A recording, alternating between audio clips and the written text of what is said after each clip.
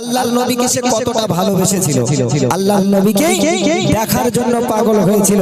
তো সেই নবীকে উদ্দেশ্য করে, মদিনাকে উদ্দেশ্য করে আশিক ছন্দের ভাষায় বলছে, শুনুন শুনুন শুনুন শুনুন শুনুন শুনুন শুনুন। বলো মদিনা মদিনা মদিনা, বলো মদিনা মদিনা মদিনা, বলো মদিনা মদিনা মদিনা, বলো মদিনা মদিনা মদিনা, বলো মদিনা মদিনা মদিনা, বলো মদিনা মদিনা মদিনা। কালে